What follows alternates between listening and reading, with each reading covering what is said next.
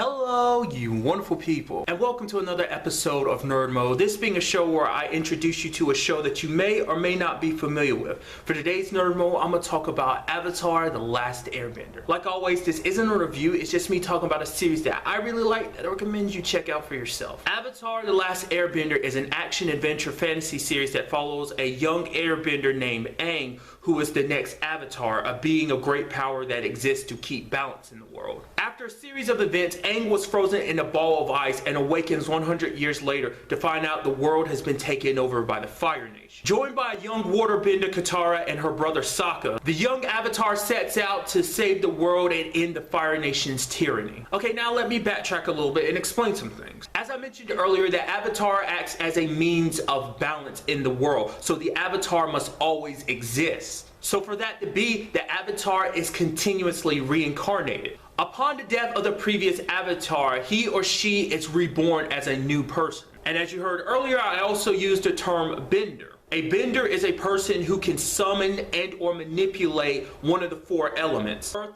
wind, water, and fire. Benders can only bend one element, with the exception of the Avatar, who can bend all four elements, which is why the Avatar is so revered and in some cases even feared. There is another exception to the rule, because there is a certain earthbender that pops up in this series who kind of creates their own form of bending.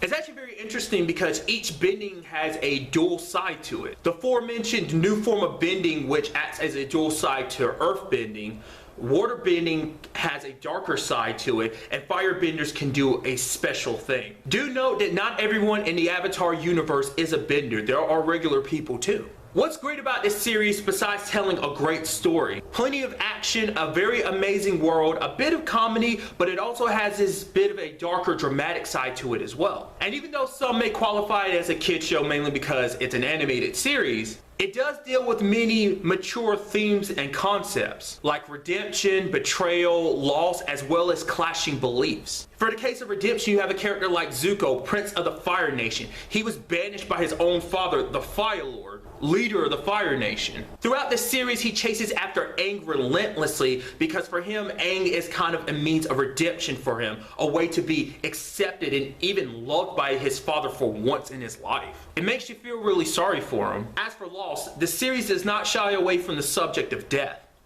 Aang has suffered loss. There's a reason why the series is titled The Last Airbender. And on top of this, you have Aang, a boy who's literally 12 years old, who has the weight of the world on his shoulders, that his very actions will shape how the world turns out. Without going too deeply into spoilers, there is a very crucial decision that Aang has to make at one point in the series that affects the story big time. You have almost everyone telling Aang he should do this one thing, but for Aang, doing this one thing would mean going against his beliefs as an airbender, everything that he's ever been taught.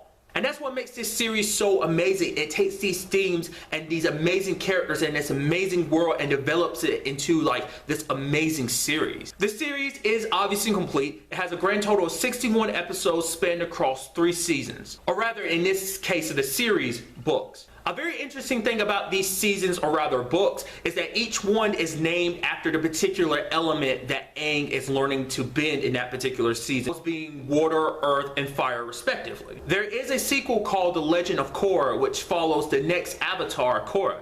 Sadly, I've only ever seen the first season. I just kept missing episodes, so at some point I've kind of pushed it off, but at some point I'm gonna have to go back and watch that. But really, that's all I wanted to talk about in this video. Till the next time we meet, be happy, be safe, live life to the fullest, and enjoy it. Good day and goodbye.